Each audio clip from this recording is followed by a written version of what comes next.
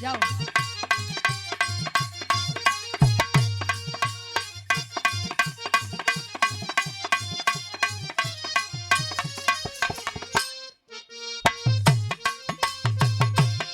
क्या बात है बा?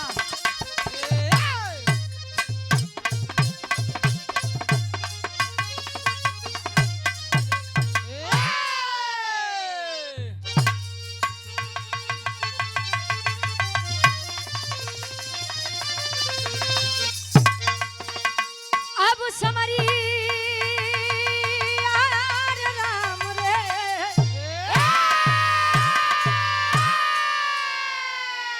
आ आ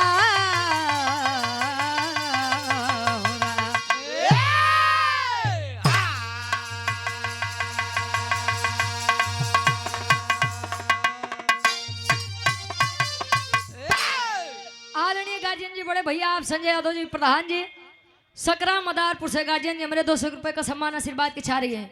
देखिए आज के लोग अगर मुझे अपने दरवाजे पर बुलाते हैं तो बड़का भैया लोग सोचते हैं कि चला देख ले, फेसबुक का यूट्यूब तो बड़ा देखे सामने से देख ले। अच्छा हम आए तो एक जने कहे यार यूट्यूब तो बड़ी बड़ी लागत है यार।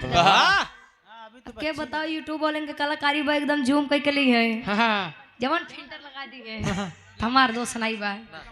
और ये सम्मानित अच्छा ही बोर्ड हम पढ़े रहे बाहर आदरणीय गार्जियन जी श्री लोग यहाँ बदे आवत हैं कि चला देख ले कुल लड़किन गावत है कि कुछ पुरन क्यों गावत है तो दोनों जने आनंद ले रहा। हां दोनों जने बिरहा में टिकट टपड़ी ना होए तब बिरहा कहानी निष्कर्ष समझ में आई।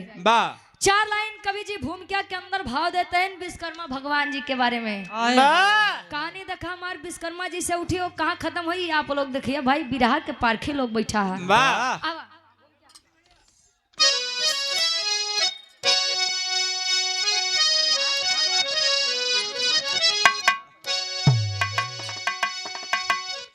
अरे चक्र सुदर्शन त्रिशूल वज्र विश्वकर्मा जी जिसको ही खुद ही बनाए। अरे पुष्पक विमान की रचना किए, अरे रावण भी जिसको हवा में उड़ाए। तो कर्ण का कुंडल दधी जी की हड्डी से, अरे दिव्यास्त्रों की रचना ही खुद ही रचा।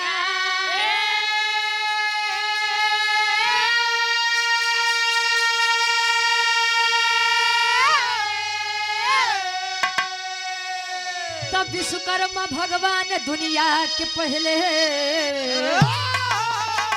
इंजीनियर है बात अमलेंदु बताए।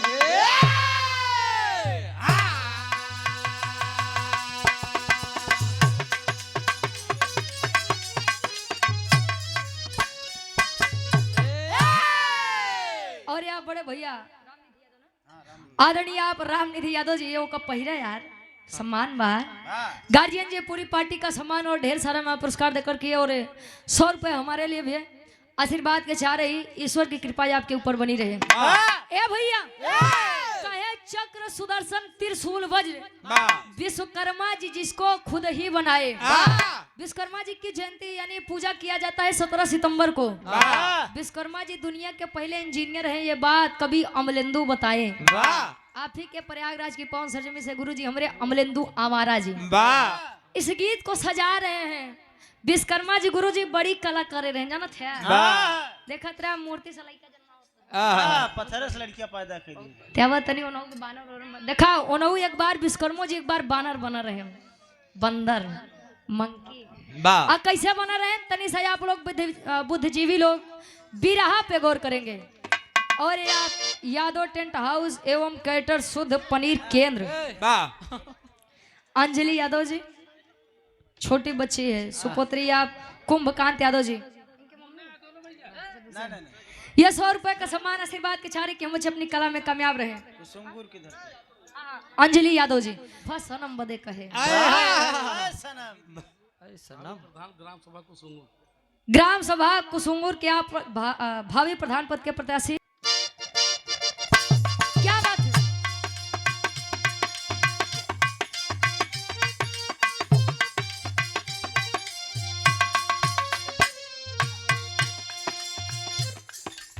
लड़का कहे राकेश अच्छा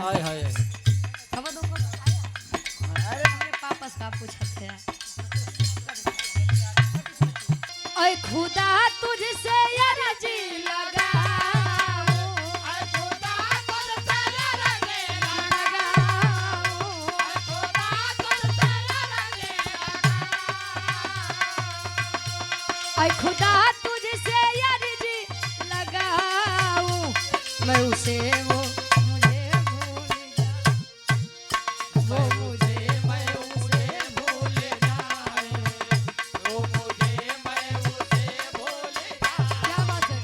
ऐ खुदा तुझसे अर्जी लगाऊं, ऐ खुदा तुझसे अर्जी लगाऊं, वो मुझे मैं उसे भूल जाऊं, वो मुझे मैं उसे भूल जाऊं। लेकिन विश्वकर्मा भगवान जी खातिर एक लाइन बा बनी दिखाए काला विश्वकर्मा माया परे दिखाए, काला विश्वकर्मा माया परे दिखाए, काला विश्वकर्मा माया बनी दिखाए, अस्त्र शस्त्र ले वस्तु बनाए, अस्त्र शस्त्र ले वस्तु बनाए, अस्त्र शस्त्र ले वस्तु बनाए, काला विश्वकर्मा माया परे दिखाए, काला विश्वकर्मा माया परे दिखाए, अस्त्र शस्त्र ले वस्तु बनाए, अस्त्र शस्त्र ले वस्तु बनाए। वो रचना ही थी, पुष्पक विमान बनाए थे जिसको रावण जी ने हवा में उड़ाया था। वो रचना ही थी चक्र ई कन्हैया जी के कि केहू जल्दी ओकर भार सुदर्शन चक्र नहीं झेल पावे। बिरहा के कहानी के शुरुआत तिहारे से बा। कैसे नजम के शुरुआत बा। अजीत यादव बड़े भैया भावी प्रधान पद के प्रत्याशी है कुसुंगुर की पांव सरजमी से आशीर्वाद के चारी कहे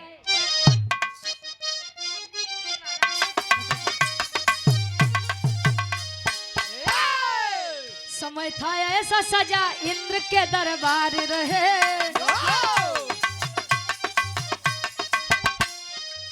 नृत्य घृताक्षी का सबके मन में वार करे,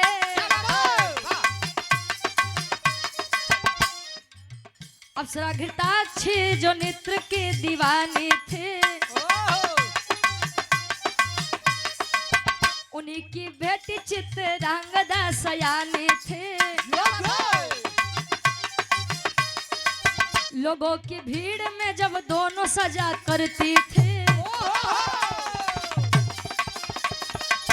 बस यही बात विश्वकर्मा को बुरी लगती थी। नृत्य से क्रोधित विश्वकर्मा रहा करते थे, नृत्य से क्रोधित विश्वकर्मा रहा करते थे, बीवी बच्चों से अपमान सहा करते थे। क्या बात है।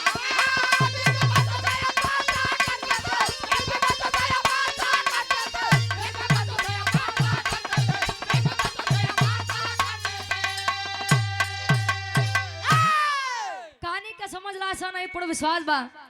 कहानी शीशा के जैसा साफ हुई। विश्वकर्मा जी की एक पत्नी थी जिनका नाम घृताक्षी बताया गया। घृताक्षी अप्सरा थी, नर्तकी थी जो कि इंद्र जी के दरबार में अपने नृत्य से देवताओं के मन बहलावे।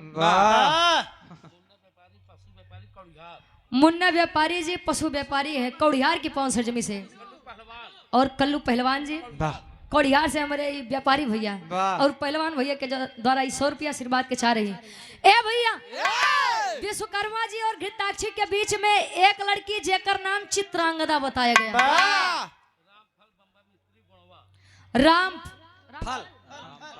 रामफल भैया हमारे बम्बा मिस्त्री यही क्यों पैदा कर सम्मान के आशीर्वाद के चाह रही।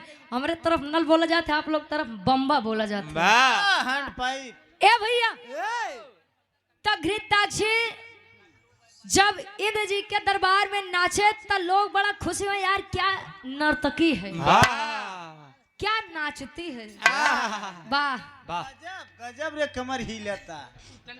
बोलो बोलो बोलो ना भैया, बोलो बोलो जगदीशपुर का कान्हा तहसील वाला कहाँ? ये हमारे व्यापारी भैया, कल्लू चांद व्यापारी, व्यापारी पशु व्यापारी है हमारे भैया, कल्लू व्यापारी। अब वो नहीं भुला जाए, 100 रुपये आशीर्वाद के चाह रही। ए भैया शास्त्रीय मिस्त्री लाइन मैन हमारे 100 रुपये आशीर्वाद के चाह रही। चाचा रखते दे बैठा रहा। हाँ यह दुकानदारी हम जाना था, तू ही समझाता है। वाह लोग बखान करे, तारीफ करे, जिन विश्वकर्मा जी को लोग बखानते थे कि यार क्या कलाकारी है, और नहीं के लोग जब विश्वकर्मा जी इंद्र जी के दरबार में पहुंचे तो मान देख के हंसे कि है बड़ा का इज्जतदार बनत है, बड़ा का इज्जतदार बनत है। तार मेहरारू नाच नाच के सबके मन बहलावत है। अब मेहरारू के बाद छोड़ा इनकर जो बिटिया बा चित्रांगदा वो सबके मन बहलावत है। तब भाई मेहरारू को तो क्यों डांट सकत नहीं, डाके सच्चा चलत उलत की नहीं, बहुत चलत है, ठीक बा। ए भैया अच्छा यार मेहरारू घृताक्षी के तो कुछ नहीं कह सकते, लेकिन चित्रांगदा के कह सकते हैं। इंद्र जी का दरबार सजा है, नर्तकियां नाच रही हैं, तले विश्वकर्मा जी हैं अपनी बेटी चित्रांगदा से कहीं की है लड़की, लड़की सनसनी फैल गई उस दरबार में। चित्रांगदा लखत बा का बात बा, कहीं की देख जितनी इज्जत तोर माई बेटिया के बनाओ करान हमार बनाई ले है, तोरे माई तुम कुछ कह सके नहीं, लेकिन तो के कहा जरूर तोरे माई के कहे लेकिन तो कहा जरूर का कहबा तोर शादी ब्याह जहाँ कह दे वारे जाए नाचे गए, यहाँ जरूरत साहब। एक बात मेरी आप लोग जान जाइए, कोई भी क्षेत्र खराब नहीं होता है। क्षेत्र में बच्चा नाम कर जाए लेकिन उसकी रुचि उस क्षेत्र में होनी चाहिए। अनाही बतक केतनो मार के गरियाई के ओकर काम करावे चाहबा तो नहीं करी, केतनो तू कुछ कैला। डांट रहे हैं विश्वकर्मा जी अपने बेटी चित्रांगदा को, तो चित्रांगदा बड़ी उदास है कि मेरे पिताजी जब मेरी भावनाओं को नहीं समझ रहे हैं तो मैं दुनिया वालों से क्या उम्मीद रखूं। चली है उदास मन मार के स्वर्गलोक से आई है मृतलोक में, तले होत का मृतलोक में एक लाइन गीत लगत गुरु जी।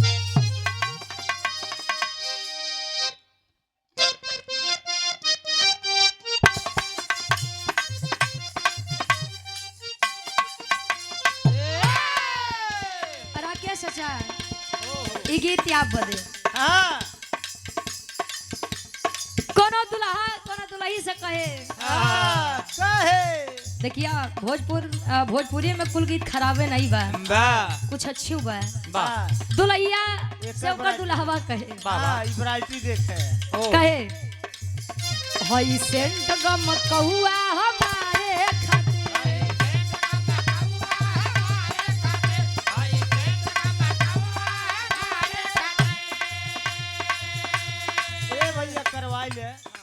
सब समान बावे तोहरे सिंगारे खातिर,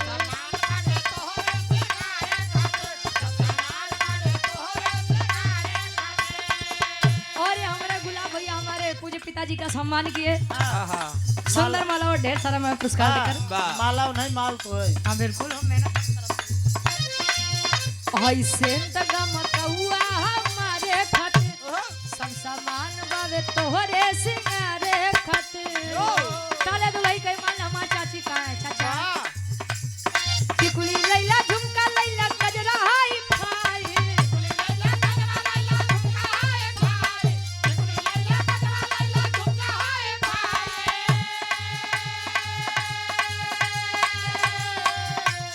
टिकुली लैला झुमका लैला गजरा हाई फाई। हाय हाय हाय सरिया सरिया ई खेलाई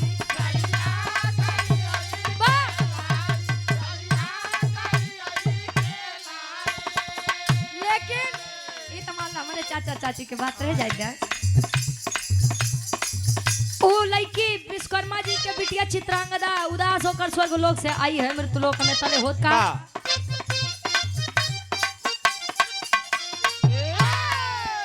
होके गुस्सा में कन्या वहां से चली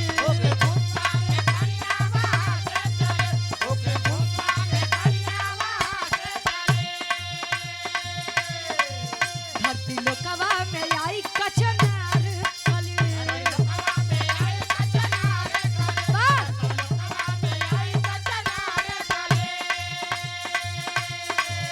होके गुस्सा में कन्या वहां से चली धरती लोकवा में आई कचनार चली भटके इधर उधर कहे कि किधर जाई कहे कि किधर जाई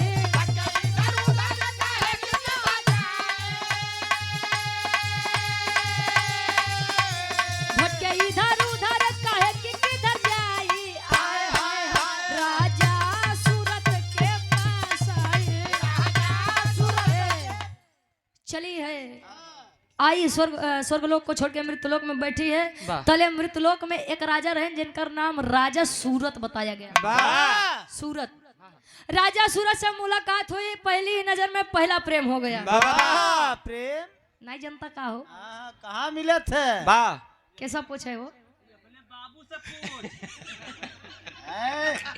प्रेम अच्छा प्रेम हो गया। तले लड़की कहे चित्रांगदा कहे कि अब जो जिगब तोरे खातिर मरब तोरे खातिर। राजा सूरत भी कहे कि अब हम जिगब तोरे खातिर तब मरब तोरे खातिर। साथ जिएंगे साथ मरेंगे है सनम तेरे लिए। अरे जिया बहादुर ए भैया दोनों ने कसमें खाई साथ जीने मरने की, वचन देकर चली है। लड़किया कहे कि हम अपने बाबू से बात कर रहा ना बिल्कुल मानी जाइए तो ठीक बा, नहीं तो दूसरा उपाय हो भाई करी। अच्छा चली है स्वर्गलोक में। तले स्वर्गलोक में एक स्वयंवर रचत बा कहीं बदे जाना था चित्रांगदा खातिर। आखिर लड़की आज के बाद नाच गावे ना पाए हमारे पीछे से कर जियो छूटे। स्वयंवर रचे है, चित्रांगदा आई है बात करने के लिए। देखा एक बात बा गुरुजी, लड़की वो बेचारी 18 साल के जे काका दादा हरे चलू नहीं पाओ तहाँ बुढ़वा लाठी लेके 3 टांगे चल दे हैं ओनहु चलें चली आज चित्रांगदा स्वयंवर बा लहजा जुआर लहाजे ले चले हैं सभी लोग बैठे हैं। तले चित्रांगदा के पूछत बा कि बाऊ का बा बतावा तोरे शादी की बात चलत बा। तले खड़ी हो गई पिताजी अरे बाबूजी बिना मुझसे पूछे मेरी शादी करने वाले आप होते कौन हैं? भरी सभा में विश्वकर्मा जी की बेइज्जती श्राप दे दिए कि लड़की अरे लड़की तूने जिस लड़के के कारण इस सभा में मेरी बेइज्जती करी है, जा मैं तुझे श्राप देता हूँ। कवन वाली 80 वाली सस्ता होएगा 120 वाली। अरे यार उस शराब के बात नहीं श्राप के बात करते है। जा मैं तुझे श्राप देता हूँ। कवन श्राप? कितने जोने लड़का से बियाह करबे जले उ लड़का तोरे मांग में सिंदूर डाली, सिंदूर डलते मानू मरी जाई। टटके राड़ हो जाए। चली है चित्रांगदा मन मार के फिर से मृतलोक में आई। सोच रही है शादी कर लूं नहीं शादी कर लूं, लेकिन शादी कर लूंगी तो मेरे पिया मेरे राजा मेरे सैया मेरे पोपो अभी का हुआ हो प्यार से कहती है चाची कहा थी कहा। अच्छा चली है सोच रही है तले होत का टेरी के भाव में कवि जी लिखत है। बस बिरहा में एक जरूर एक बाद आगे कहानी बड़ी।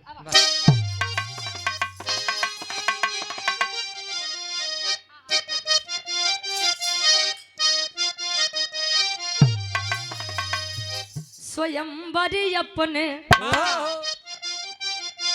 आप रच दिए। अरे तो राम स्वयंवर अपने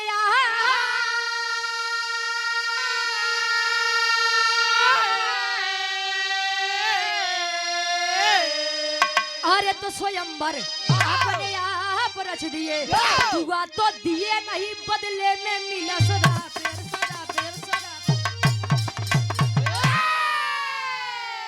दुआ तो दिए नहीं बदले में मिला श्राप। स्वयंवर अपने आप रच दिए। यही सोच के कूद गई बेचारी नदी में अपनी जान देने के लिए। मेरी एक बात आप लोग समझ लीजिए, जब हमारे तन पे कपड़े नहीं होते हैं, जब हमारे पास खाने को खाना नहीं होता है, तब हमारा समाज हमारे पास नहीं आता है। लेकिन जले लइकन के खुशी देखे के आई तो माई बाबू कहिए कि समाज का कही और खोखले समाज के लिए हम अपने बच्चों की कुर्बानी चढ़ा देते हैं। बारे जमाना बारे इज्जत ए भैया कूदी है बेचारी नदी में कि मैं अब नहीं जीऊंगी। पानी का बहाव तेज है, तैरते पानी के बहाव से चली है ऋतिक ध्वज मुनि की कुटिया के पास। बाबा आदेश दिए अपने शिष्यों को, बेटा जाओ लेकर आओ। कौन है बेचारी? देखो कौन है। लेकर आए, थोड़ी देर आराम करी तले ऋतिक ध्वज मुनि पूछ रहे हैं कि बेटा आए बेटा, इतनी कम उम्र में इतना बड़ा फैसला क्या बात है? तले चित्रांगदा विश्वकर्मा जी के बिटिया रोई के बतावे। चौक के भाव में कवि जी लिखत है,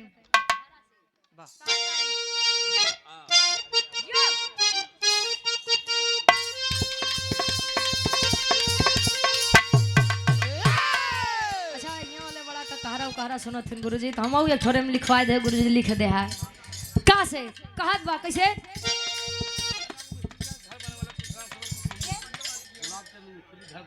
अच्छा ये हमारे गार्जियन जी गुलाब चंद भैया के हमारे मिस्त्री जी घर बनवे वाले। वाह राजगीर है हमारे गार्जियन जी। क्या रुपया आशीर्वाद के चारी कहत बा चित्रांगदा कहे चित्रांगदा मुनि सजा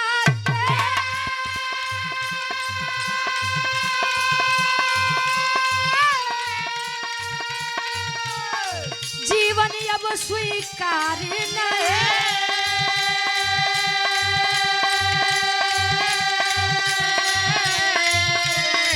खुद की मर्जी से शादी कर लूं,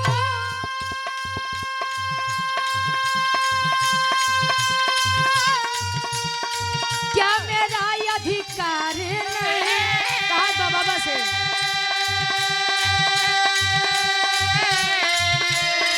गणपति के पास में जाके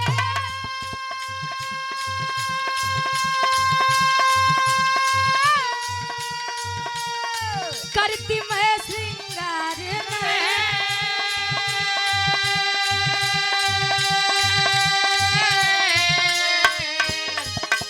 घृणा हुई है अब जीवन से, घृणा हुई है अब जीवन से, मर जाना बेटा नहीं।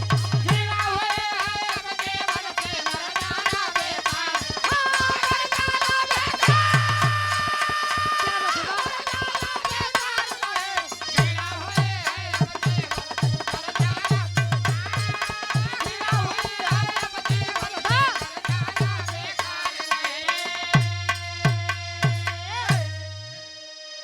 चित्रांगदा कहे ऋतिक ध्वज मुनि से कि बाबा मैं विश्वकर्मा जी की बेटी चित्रांगदा हूँ।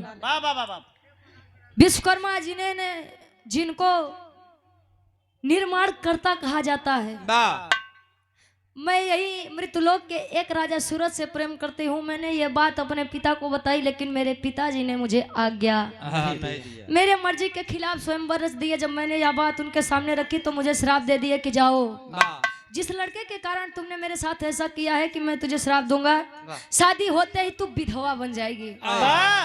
मैं अपनी वजह से किसी लड़के की जिंदगी नहीं खराब करना चाहती, इसलिए मैंने अपनी जान देने की कोशिश करी। और यहाँ बड़े भैया राहुल यादव उर्फ टुनटुन भैया धम सजमी से क्षेत्र काले विश्वकर्मा जी मार रहे लगन किए बाबा।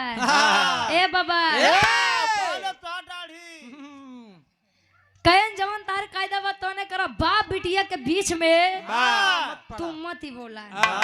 इतने में भाई अब ऋषि बाबा गुसियान रहे लेन कमंडल के जल सरा दे विश्वकर्मा जी बड़ा घमंड बतो का।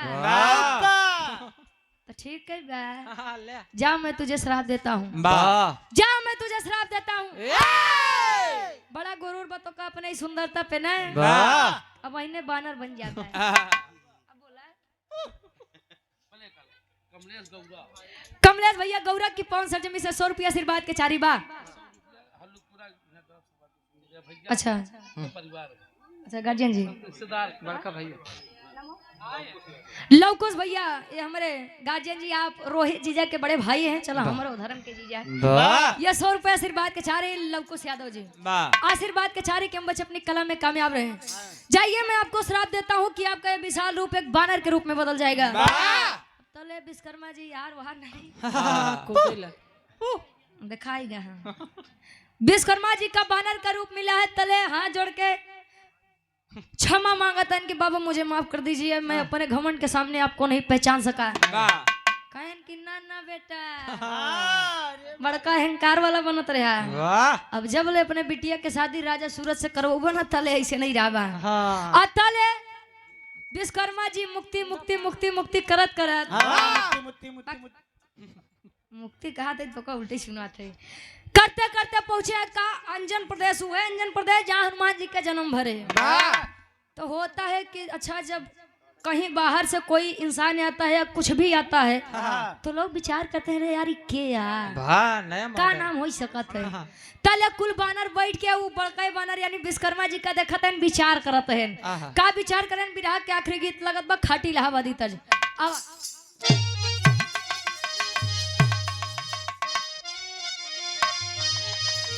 आए हाय विराट सम्राट स्वर्गीय दादा श्री राम आधार यादव जी झोसी नरेश गुरु जी गाया करते थे कैसे। अरे राम झको रमार झूलनी कहे झको रमार झूलनी कहे साड़ी लहराए हो झको रमार झूलनी।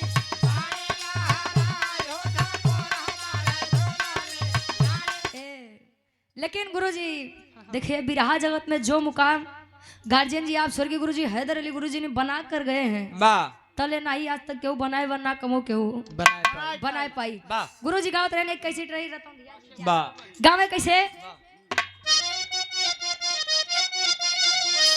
अरे घुसुरी गवा बरधा, अरे राम घुसुरी गवा बरधा कहाँ सारी यही मझारी घुसुरी गवा बरधा।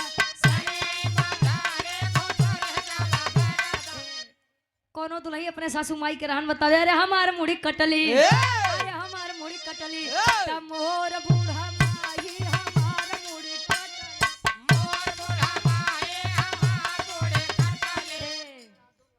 अरे घुमा के गोरी मरलू। विराह सम्राट स्वर्गीय दादा श्री राम कला सदो जी बात कहत रहे, कहे तेरी मेरी आंख लड़ी लोगों ने बदनाम किया, कहे दुनिया के बक्कई दिया, हम तू अपन काम किया। केहू केहू कहे ला उमरिया के दोस्त बा, कही के गए सूरदासी सब नजरिए के दोस्त बा, नजरिए के दोस्त बा। कहे अरे घुमा के गोरी मरलू, आई नयना वैसे बान रे घुमा के गोरी मरलू।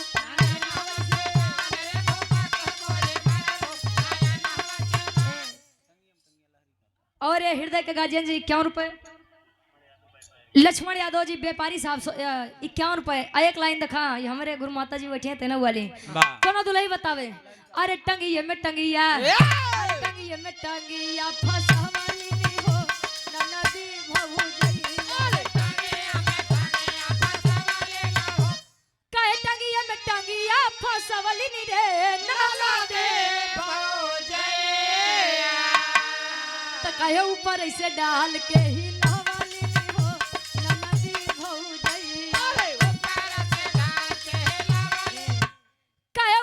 डाल के ही लवली नी रे ननदी राकेश चाचा त कहे माल सफेद गिरवली हो ननदी भौजी।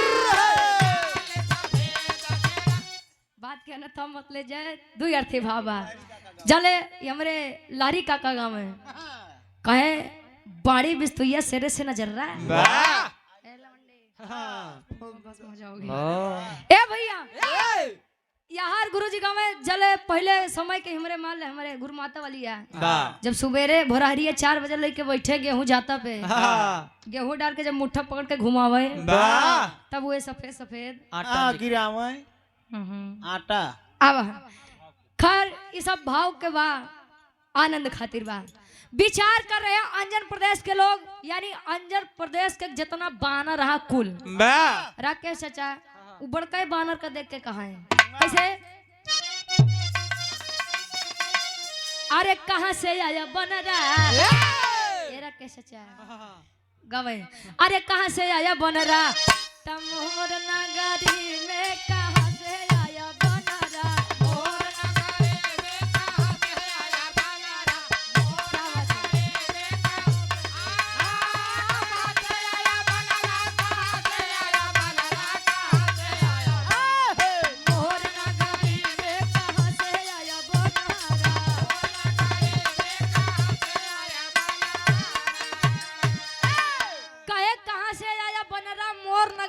विचार करत हैं तले हनुमान जी आनो हो विश्वकर्मा जी बड़ा लोचा कई किया है तले हनुमान जी उड़ान भरत हैं पहुंचत हैं कहां जहां घृताक्षी नाचत बा इंद्र जी के दरबार में कहन का पूरी जिंदगी नचबे भाऊ अब चला कहन कहां अरे तोरे जने बानर बन के हमारे देश में बैठा है अगर उनकर प्रेम चाहिए तो आवा चला सही से प्रेम तोका दिवाई देवे तोरे जने के लइके आए घृताक्षी सोचिए नारी से वो भी वानरी का रूप रख के अपने सैया विश्वकर्मा जी के पास वानर रूप में जाती है तले मार घृताक्षी इधर उधर करत बा पूंछ उठाई टहल रही अब विश्वकर्मा जी भुला गए कि बिटिया बियाह करवाए ही अब तो दिमाग बग कैसे ही बना रही हमको मिले तले मार पीछे पीछे होते ना तले होत का कवि जी लिखत हैं कैसे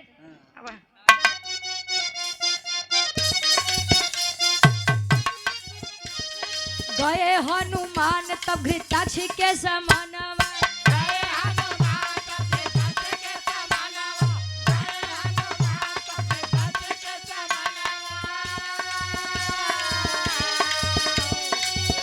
गए पहुंचे घृताक्षी को हाथ पकड़े हैं लेकर आए तले विश्वकर्मा जी अब करत है क्या करे गए हनुमान तब घृताक्षी को ले आए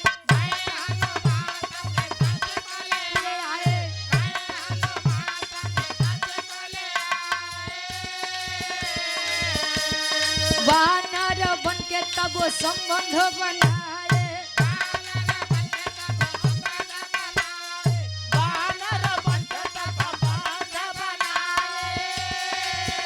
अरे दुई लई का पैदा भइले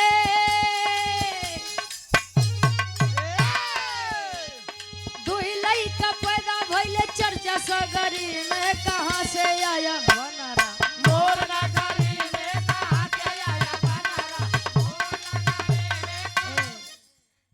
दुई लड़का पैदा भइले चर्चा सगरी में कहानी के ध्यान दा वानर और वानरी रूप में घृताक्षी और विश्वकर्मा जी का संबंध बनता है और उसी संबंध से 2 बच्चों का जन्म होता है तले इंद्र जी के फिर से खते आवेला घृताक्षी कहाँ हो मन नहीं लगाता है आ जाओ डम डम डिगा डिगा तले घृताक्षी कुल काम छोड़ के स्वामी अपन 2 लड़का संभाला हम चले अपन काम करे स्वर्ग लोक में आई है अच्छा सुना वो लड़का जवन जन्म लिया उनका एक किनारे करा उनका नाम का पड़ा विराम में आखिरी भाव में बताऊं अब फिर से विश्वकर्मा जी का याद आ गया अरे यार हम कहाँ मोहमाया में फंस गए हम तो बियाह करवाए आए रहे तले फिर भागत है कहाँ पहुंचे राजा सूरत के पास पहापट के भाव में कवि जी लिखा था इनका लिखे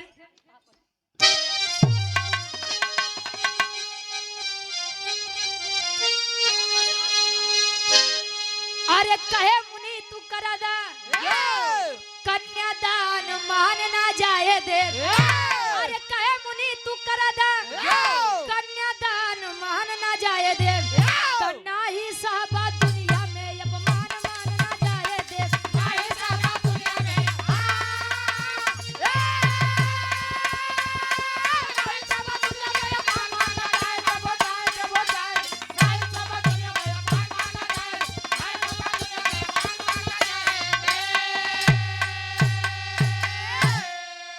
सुन के बात विश्वकर्मा जी हाथ को बढ़ाए हैं चित्रांगदा के हाथ राजा सूरत को थमाए हैं कहे खुशी रहा दुइनो परानी संतान मान न जाए दे तनाही साहबा दुनिया में अपमान मान न जाए दे और आप राम कृपाल यादव जी मालिक पूर्वा से 100 रुपए देकर सम्मान किए चले हैं हाथ थमाए हैं राजा सूरत और चित्रांगदा का विवाह हुआ और अपने श्राप से मुक्त हुए हैं अब वो 2 लड़का के नाम का पड़ा जौन विश्वकर्मा जी और घृताक्षी यानी वानर और वानरी रूप में जन्म लिए लड़कियन के नाम का पड़ा अंजन प्रदेश में आल्हा के भाव में कवि जी प्रमाण देते हैं का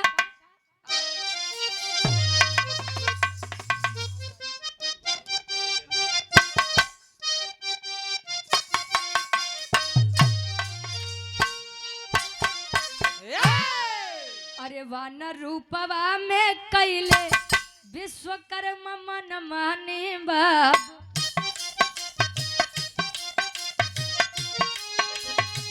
घृताक्षी गुजारी या से संबंध बना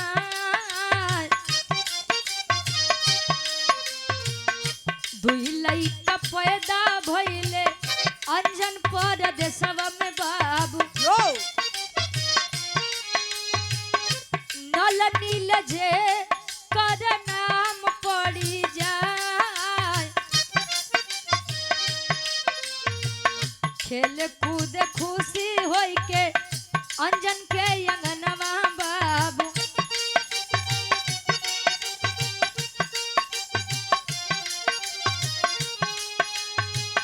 माई अंजनी ले होली गोदिया उठाए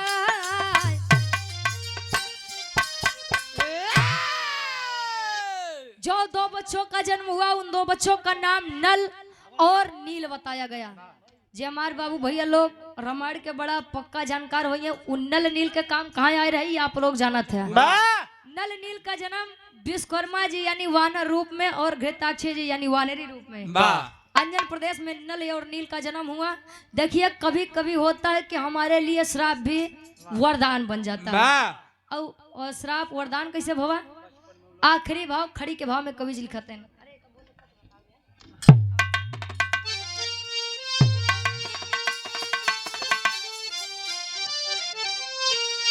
अरे अंजनी से वे ललना अब बजरंगी हो गए तो अंजनी से वे ललना अब बजरंगी हो गए पैदा नल नील होकर उनके संगी हो गए।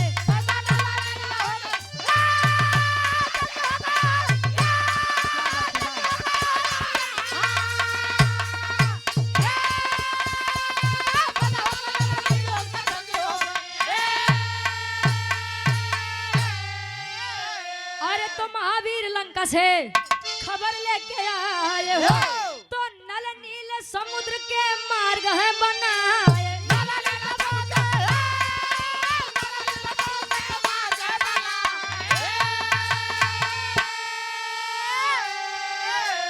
तो हुआ लड़ाई तीनों वीर अब जंगी हो गए तो हुआ लड़ाई तीनों वीर अब जंगी हो गए पैदा नल नील हो के उनके संगी हो। महावीर लंका से हनुमान जी जब गए खबर लेकर आए तो हनुमान जी से बताएं कि स्वामी अब बड़ा दूर बा कैसे होई तले समुद्र मार्ग राम से तो बिना नल और नील के पूरा बचपन में उन लोगों के यानी जौन लड़कियां थोड़ा छोट होते तो बड़ा चिबिल्लई करत है जल्दी मनती नहीं। तो ऋषि मुनि ने उन्हें श्राप दिया था कि जाओ वानरो जाओ मैं तुमको श्राप देता हूँ कि तुम लोग जिस भी भारी चीज को पानी में फेंकोगे तो भारी चीज समुद्र में नहीं डूबेगी और यही श्राप उनके लिए वरदान बन गया था। इसीलिए कहा जाता है कि कभी कभी श्राप हमारे लिए वरदान बन जाता है। और रामायण में नल नील का योगदान बड़ा बढ़िया बा अब बड़ा सबसे आगे बा। ये हमारे विराग के शीर्षक रहे विश्वकर्मा जी बने वानर और नल नील का जन्म। आखिरी में खानदान के परिचय के बाद कार्यक्रम